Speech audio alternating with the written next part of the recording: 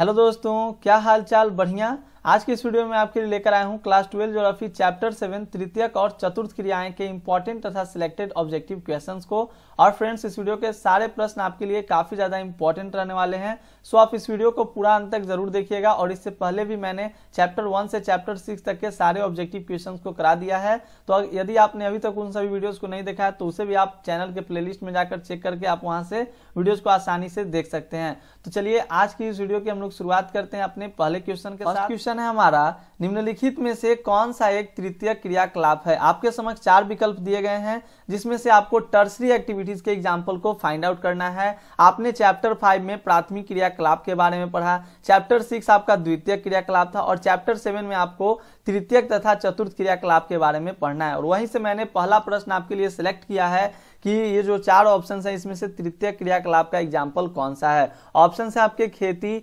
बुनाई, व्यापार और आखेट। तो फ्रेंड्स, इसका सही आंसर आपका ऑप्शन सी हो जाएगा, व्यापार इज द राइट आंसर। व्यापार जो है आपका वो तृतीय क्रियाकलाप से संबंधित है। तृतीय क्रियाकलाप में क्या होता है, ये जनरली सेवाओं से संबंधित रहता है, इसमें सेवाएं प्रदान की जाती है। जैसे आपके एग्जाम्पल के तौर पे आपका फर्स्ट एग्जाम्पल व्यापार, दूसरा एग्जाम्पल शिक्षण कार्य, बैंकिंग, परिवहन, संचार, वाणिज्य, व्यापार, ये सारे एग्जाम्पल्स आपके तृतीय क्रियाकलाप के अंतर्गत आते हैं। तो याद रखिएगा, टर्सरी एक्टिविटी से आपके एग्जामिनेशन में प्रश्न को पूछा जाता है। और जिस भी प्रश्न का आंसर आपको पहले से याद रहे तो कमेंट सेक्शन में कमेंट करना ना भूलें, कमेंट जरूर कीजिए।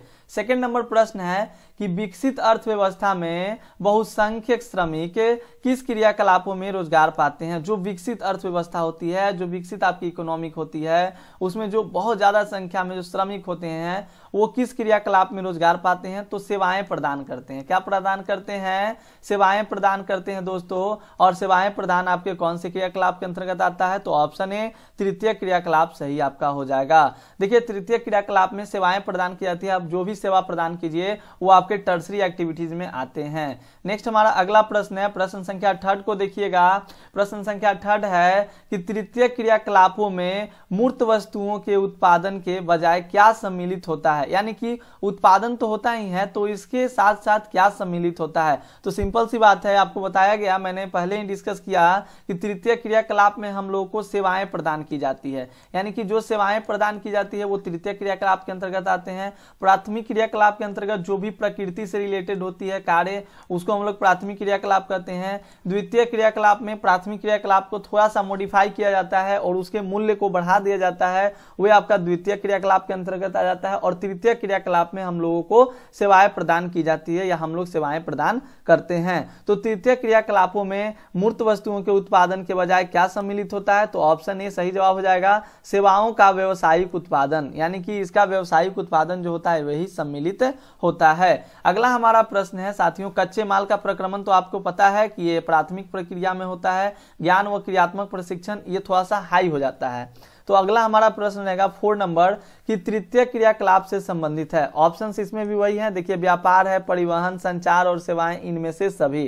तो एग्जाम्पल के तौर पे याद रखिएगा, व्यापार भी आपके टर्सरी एक्टिविटीज हैं यानी कि तृतीय क्रियाकलाप है, परिवहन भी आपका तृतीय क्रियाकलाप है और संचार और जो सेवाएं हैं ये भी आपके तृतीय क्रियाकलाप के अंतर्गत आते हैं। और भी मैंने आपको एग्जाम्पल बताया, शिक्षण का कार्य हो गए, बैंकिंग हो गया, वाणिज्य हो गया, तो ये सारे टर्म्स जो हैं आपके सारे एग्जाम्पल्स तृतीय क्रियाकलाप के अंतर्गत आते हैं। अगला हमारा प्रश्न है 5 नंबर, चैनल पे नए होंगे तो चैनल को सब्सक्राइब करके बेल आइकन को प्रेस कर लीजिएगा। और मैंने ऑलरेडी चैप्टर 1 से चैप्टर 6 तक की वीडियो चैनल पे अपलोड कर दिया एमसीक्यू यानी कि ऑब्जेक्टिव का, वो भी बेस्ट एमसीक्यू का, तो आप जरूर से देखिए। पीडीएफ के लिए आप टेलीग्राम चैनल को ज्वाइन कीजिए और अगर आपको ज्यादा जरूरत हो तो आप गूगल पे सर्च कीजिए सॉफ्ट स्टडी आकाश कुमार, वहां से आपको और भी हमारी वेबसाइट से सारी चीजें मिल जाएगी। तो विश्व का सबसे बड़ा तृतीय क्रियाकलाप कौन सा है? यानी कि टर्सरी एक्टिविटीज विश्व का सबसे बड़ा, तो सबसे बड़ा दोस्तों पर्यटन आपका है, क्योंकि पर्यटन में बहुत सारी सेवाएं प्रदान की जाती है। जैसे अगर कोई पर्यटक आएगा तो पर्यटकों के लिए आवास का साधन करना है, आवास की जरूरत है, उसमें सेवा प्रदान करना है, भोजन में उसका सेवा प्रदान करना है, उसके परिवहन के लिए आपका हो गया। तो जो आपका पर्यटन होता है, पर्यटन जो है विश्व का सबसे बड़ा तृतीय क्रियाकलाप है। इसमें विशेष दुकान भी पर्यटकों के लिए खोला जाता है, बहुत सारी सेवाएं उपलब्ध इसमें कराई जाती है, तो ध्यान दीजिएगा। और इसमें अनेक व्यक्तियों को नियुक्त किया जाता है पर्यटकों की देखरेख के लिए। तो विश्व का सबसे बड़ा तृतीय तृतीय क्रियाकलाप आपका कौन सा है, पर्यटन है, याद रखेंगे।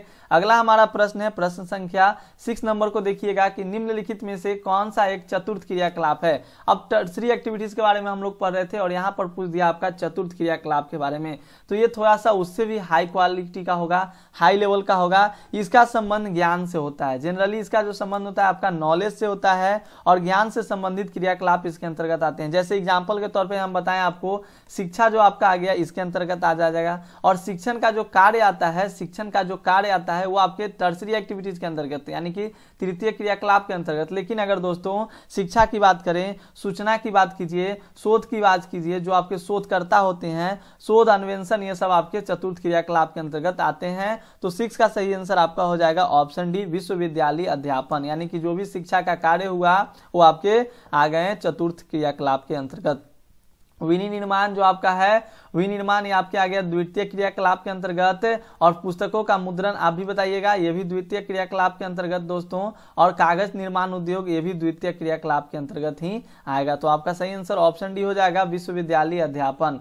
अगला हमारा प्रश्न है प्रश्न संख्या 7 को देखिएगा कि निम्नलिखित में से दोस्तों कौन सा एक सेक्टर दिल्ली, मुंबई, चेन्नई और कोलकाता में सर्वाधिक रोजगार प्रदान करता है। यानी कि दिल्ली, मुंबई, चेन्नई और कोलकाता में सर्वाधिक रोजगार प्रदान करने वाला सेक्टर आपका कौन है, यानी कि कौन सी क्रियाएं हैं जो दिल्ली, मुंबई और चेन्नई में, कोलकाता में सर्वाधिक रोजगार प्रदान करता है। ऑप्शन है प्राथमिक, तो भैया पहली बात गलत, प्राथमिक तो प्रकृति से रिलेटेड है तो गांव देहात के लोग ही करेंगे। द्वितीयक में आपका फैक्ट्री उक्ट्री आ जाता है, तो ज्यादा फैक्ट्री नहीं है इसमें, मैंने आपको चैप्टर नंबर 6 में ही आपको डिस्कस किया है कि इसमें ज्यादा लोगों को रोजगार नहीं मिलती है। और आपका ऑप्शन सी है तृतीयक। तो ध्यान दीजिएगा तृतीयक आपका ये रिलेटेड है सेवाएं से, तो सेवाएं आपके ज्यादातर प्रदान आपके किए जाते हैं दिल्ली, मुंबई, चेन्नई, कोलकाता में। सर्वाधिक रोजगार प्रदान करने का कार्य आपका तृतीय क्रियाकलाप यानी कि टर्सरी सेक्टर का होता है। अगला प्रश्न है 8 नंबर, उच्च परिणाम और उच्च स्तर वाले अन्वेषण से संबंधित क्रियाकलाप को कहा जाता है। देखिए उच्च परिणाम भी इसमें मिलेगा और उच्च अन्वेषण भी होते हैं। तो मैंने अभी आपको एग्जांपल बताया कि उच्च अन्वेषण और उच्च परिणाम हो गया। अभी अन्वेषण के बारे में मैंने आपको बताया था कि जो आपके अन्वेषण होते हैं, आपके जो शोध कार्य होते हैं, ये सब आपके चतुर्थ क्रियाकलाप के बारे में आते हैं। लेकिन यहाँ पर उच्च बात की जा रही है, उच्च की, तो ये उससे भी थोड़ा सा हाई हो जाएगा, पंचम क्रियाकलाप के अंतर्गत आ जाएगा। तो याद रखिएगा 8 का सही आंसर ऑप्शन भी हो जाएगा।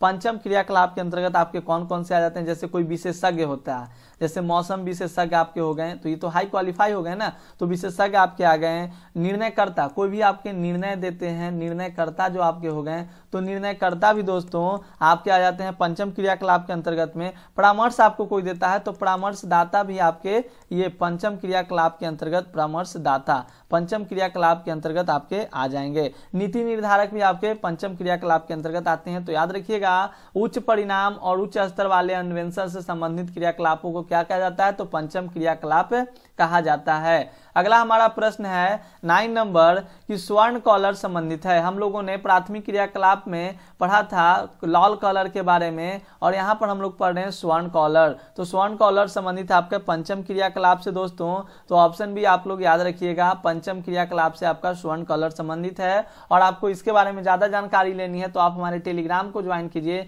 उसमें मैंने ऑलरेडी आपको पिक भेज दिए हैं अच्छे तरीके से, तो आप वहां से आसानी से समझ पा सकते हैं, समझ सकते हैं। अगला प्रश्न है हमारा 10 नंबर, देखिए कि निम्न में से फुटकर व्यापार सेवाएं कौन सी है। फुटकर व्यापार सेवा, तो फुटकर व्यापार सेवा दोस्तों जो फेरी करता है, रेहड़ी करता है और ट्रक जो होती है, ये सब आपके फुटकर व्यापार सेवाएं के अंतर्गत आती है। तो ये आज का सही आंसर आपका ऑप्शन डी हो जाएगा। सभी फुटकर व्यापार सेवा में आपके फेरी वाला हो गया, रेहड़ी हो गए, ट्रक हो गए, ये सब आपके फुटकर व्यापार सेवा में आते हैं। तो सभी आपका सही आंसर हो जाएगा। अगला हमारा प्रश्न है 11 नंबर, करत करत अभ्यास पे जन्मति होत सुजान, रसरी आवत जाते हैं सिल पर परते निशान। तो वही बात है, अगर आप लोग अभ्यास करते हैं और अभ्यासानुसरणी विद्या, अगर अभ्यास से आपकी क्या होती है, विद्या आती है, तो जिस तरह से अभ्यास कीजिएगा विद्या आपको मिलती जाएगी। और ऐसे भी सरस्वती माता खुद कहती हैं कि अगर तुम मुझसे 1 कदम भागोगे तो मैं तुमसे 4 कदम दूर चली जाऊंगी। तो 4 कदम दूर उन्हें नहीं होने देना है, उन्हें कसकर पकड़ कर रखना है, सरस्वती माता की स्तुति करना है और पढ़ते रहना है। परिवहन सेवाओं को प्रभावित करने वाला कारक कौन सा है। परिवहन सेवाओं को प्रभावित कौन सा कारक करता है दोस्तों, तो 11 का सही आंसर आपका ऑप्शन भी हो जाएगा। जनसंख्या का आकार जो होता है वो परिवहन की सेवाओं को प्रभावित करता है। बिल्कुल बात है, पॉपुलेशन की जो साइज होगी, जो पॉपुलेशन का अगर इंक्रीजमेंट होगा तो आपको पता है कि परिवहन सेवाओं पे असर तो पड़ेगी ही। जैसे आपको होली दिवाली में देखिएगा ट्रेन में कितनी ज्यादा भीड़ हो जाती है, तो परिवहन सेवाओं को प्रभावित करने वाला कारक आपका जनसंख्या का आकार भी है। अगला हमारा प्रश्न है दोस्तों 12 नंबर को देखिएगा, जो भी प्रश्न है सिलेक्टेड हैं, अच्छे लेवल के हैं, वही क्वेश्चंस को लिया गया जिसकी प्रोबेबिलिटी आपके एग्जामिनेशन में आने की अधिक है। 12 नंबर है कि इनमें उच्च स्तरीय सेवा कौन सी है, यानी कि उच्च स्तरीय सेवाएं कौन सी है। हालांकि कुछ भी सेवा हो वो सारी सेवाएं आपकी आती हैं टर्सरी एक्टिविटीज में, यानी कि तृतीय क्रियाकलाप के अंतर्गत आती है। लेकिन बात की जा रही है कि इनमें उच्च स्तरीय सेवा कौन सी है। ऑप्शन है चिकित्सक, माली, धोबी या नाई। तो सबसे ज्यादा जो उच्च इसमें होगा माली, धोबी, नाई की तो बात अलग हो गई। माली, धोबी, नाई को हम लोग क्या रखेंगे निम्न स्तरीय में, तो चिकित्सक आपका क्या हो गया उच्च स्तरीय सेवा के अंतर्गत आ गए हैं। तो याद रखिएगा अभी बज रहे हैं सुबह के 2:56 और इस टाइम मैं इस वीडियो को रिकॉर्ड कर रहा हूं, तो ध्यान दीजिएगा। अगला क्वेश्चन है हमारा 13 नंबर कि इनमें निम्न स्तरीय सेवाएं कौन सी है। निम्न स्तरीय सेवा कौन सी है, वीडियो आपकी सुबह आ जाएगी तो सुबह आपको वीडियो मिल जाएगी। तो इनमें निम्न स्तरीय सेवा कौन सी है, तो 13 का सही आंसर आपका ऑप्शन डी नाई हो जाएगा। नाई हो जाएगा क्यों, क्योंकि ये निम्न स्तरीय सेवा, संगीतकार तो आपके उच्च में आ गए, आपका वकील जो हो गया ये भी उच्च में, और मानसिक श्रम जो बुद्धिमान लोग होते हैं, जो दिमाग से श्रम यानी मेहनत करते हैं, वो भी आपके उच्च स्तरीय में ही आएंगे। तो सही आंसर इसका नाई हो जाएगा, धोबी हो जाएगा, जो भी ऑप्शंस में रहेंगे उसको टिक आउट आप करोगे। अगला हमारा 14 नंबर प्रश्न है साथियों कि मुंबई की डब्बा वाला सेवा किस क्रियाकलाप का अंग है। मुंबई में डब्बा वाली सेवाएं दी जाती है। तो प्रश्न कहता है कि जो डब्बा वाली सेवा है बताया जाए, मैं आपको बताऊं कि 175 पर 000 आप लगा दीजिए, इतने लोगों को वहां पे, इतने उपभोक्ताओं को वहां पे ये सेवा डब्बा वाला सेवा उपलब्ध कराया गया है। अगर डब्बा वाला सेवा के बारे में आप ज्यादा जानना चाहते हैं तो आप एनसीईआरटी बुक को खोलिए और उसको रीड कीजिए, आपको अच्छे खासे वहां पे नॉलेज इसके बारे में मिल जाएंगे। तो मुंबई की डब्बा वाला सेवा को किस क्रियाकलाप का अंग माना जाता है, तो बात वही है, सेवा दिया जाता है ना, तो सेवा के अंतर्गत आपका ऑप्शन डी सही हो जाएगा, तृतीय क्रियाकलाप आ जाएगा। ठीक है, ऑप्शन डी को टिक करोगे तृतीय क्रियाकलाप को। अगला हमारा प्रश्न है 14 नंबर, देखिए 15 नंबर कि 15 नंबर में संयुक्त राज्य अमेरिका में कितने प्रतिशत लोग सेवाओं में कार्यरत हैं, यानी कि टर्सरी एक्टिविटीज में यानी तृतीय क्रियाकलाप में संयुक्त राज्य अमेरिका के कितने प्रतिशत लोग कार्यरत हैं। तो बात मैं बता दूं, अभी हम लोगों ने पढ़ा कि विकसित देशों में कौन सी एक्टिविटी ज्यादा होती है, तृतीय क्रियाकलाप ज्यादा होती है। तो इसमें इसका सही आंसर आपका सबसे ज्यादा ऑप्शन जो भी है 75% है, इसको टिक कर देंगे। 75% आपके संयुक्त राज्य अमेरिका में जो लोग हैं वो सेवाओं पे कार्यरत हैं, सेवाएं प्रदान करने का कार्य करते हैं। तो कैसा लगा आपको, वीडियो समझ में आ रहा है ना। अगला हमारा प्रश्न है 16 नंबर कि निम्न में से कौन सी चीज व्यापार की बजाय प्रमोद के उद्देश्यों के लिए की जाती है। व्यापार के बजाय प्रमोद यानी कि आनंद के लिए की जाती है। तो 16 का सही जवाब ऑप्शन है पर्यटन, यानी कि लोग व्यापार तो करते ही हैं लेकिन इसके बजाय प्रमोद आनंद लेने के लिए भी लोग करते हैं। तो सही आंसर आपका पर्यटन हो जाएगा। और पर्यटन आपका जो है वो विश्व का कहिए कि एक तरह से तृतीय क्रियाकलाप का सबसे बड़ा आपका एक एग्जाम्पल है, ध्यान दीजिएगा, बहुत ही इंपॉर्टेंट प्रश्न है। अगला हमारा 17 नंबर प्रश्न है कि घरों में रुकना एक लाभदायक व्यापार बनकर उभरा है। तो घरों में रुकना एक लाभदायक व्यापार बनकर कब उभरा है, जैसे कई प्रदेश होते हैं जहां की पर्यटकों की जरूरतों को सस्ते दाम में पूरा किया जाता है और वो अत्यंत लोकप्रिय होता है। तो घरों में रुकना एक लाभदायक व्यापार बनकर उभरा है दोस्तों।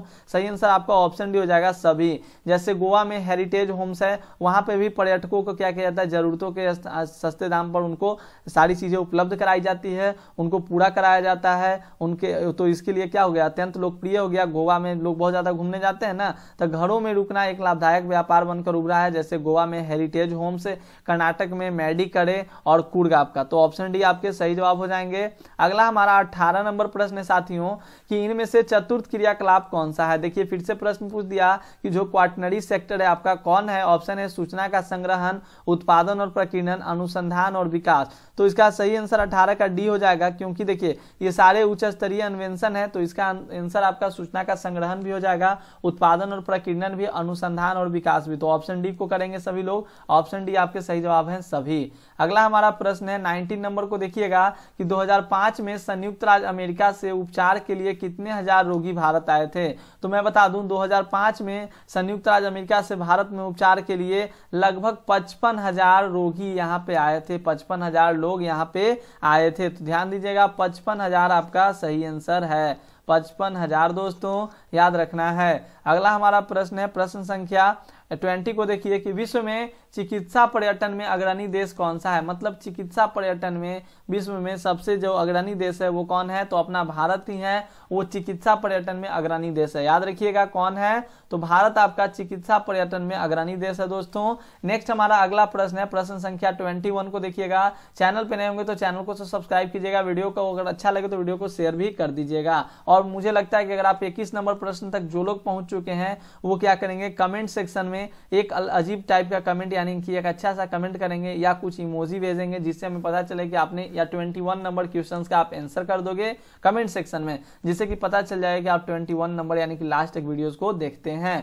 निम्न में से ज्ञान प्रकरण बाह्य स्रोतन KPO का कौन सा उदाहरण है। देखिए बाह्य स्रोतन KPO का कौन सा उदाहरण है, ये टर्म्स आपके लिए सब्जेक्टिव में भी इंपॉर्टेंट रहता है। बाह्य स्रोतन तो ये ई लर्निंग आपका इसी के अंतर्गत आता है। व्यवसाय अनुसंधान, बौद्धिक संपदा, तो ऑप्शन डी आपके सही जवाब हो जाएंगे। इसके अंतर्गत आपके और भी आ जाते हैं जैसे कानूनी व्यवस्था हो गया, आपका बैंकिंग सेक्टर, तो बाह्य स्रोतन के अंतर्गत आपका बैंकिंग सेक्टर आते हैं, कानूनी व्यवस्था, तो सही इनमें से सभी आपका सही जवाब हो जाएगा, याद रखोगे।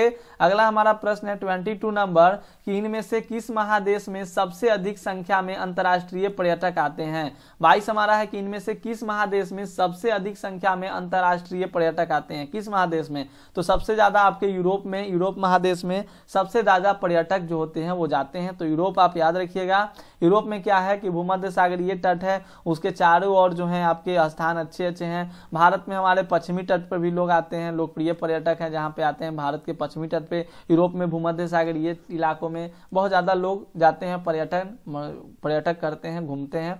अगला प्रश्न है 23 नंबर, पूछा गया है आपके एग्जामिनेशन में कि हेमेटाइट अयस्क 2021 में पूछा गया है कि हेमेटाइट अयस्क किस धातु का उत्पादन होता है। तो हेमेटाइट अयस्क किसका है, किस धातु का है, तो लोहा का है, याद रखिएगा। ऑप्शन भी आपके सही जवाब हो जाएंगे, हेमेटाइट आपका लोहा का। अगला हमारा प्रश्न है प्रश्न संख्या 24 कि वैश्विक संचार तंत्र में क्रांति किसके द्वारा की गई। जो वैश्विक संचार तंत्र था आपका कम्युनिकेशन सिस्टम था, इसमें क्रांति किसके द्वारा की गई थी, तो 24 का ऑप्शन भी इंटरनेट। इंटरनेट के द्वारा इतनी ज्यादा क्रांति आई है, पूरा का पूरा रिवॉल्यूशन आप किया, और रिवॉल्यूशन इस तरह का आया है कि क्या बताया जाए। इंटरनेट के माध्यम से ही आज आप मेरी वीडियोस को देख रहे हो, इंटरनेट के माध्यम से आप फेसबुक, व्हाट्सएप, इंस्टा जो भी आप यूज करते हैं, यूट्यूब तो अपना फेवरेट प्लेटफॉर्म है। अगर कोई मेरा फेवरेट ऐप है, फेवरेट प्लेटफॉर्म है तो वो यूट्यूब ही है, क्योंकि मैं बहुत ज़्यादा समय अपना यूट्यूब पे बिताता हूँ। जितना कॉपी किताब के बाद जो दूसरा नंबर पे मेरा आता है समय बिताने का जो जगह, वो मेरा यूट्यूब है। यूट्यूब में भी एजुकेशनल वीडियोस को ही देखा कीजिए, अच्छे खासे वीडियोस को देखिए,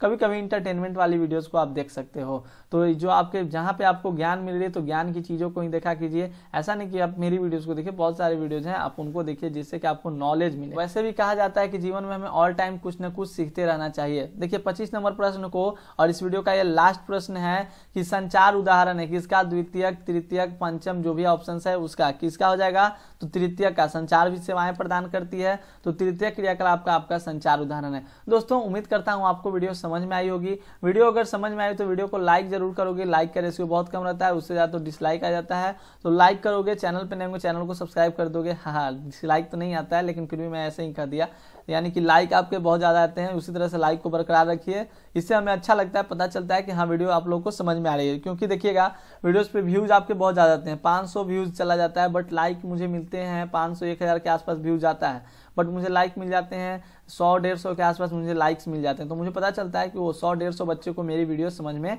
आ रही है। तो वीडियो समझ में आए तो वीडियो को जरूर से जरूर लाइक कीजिए।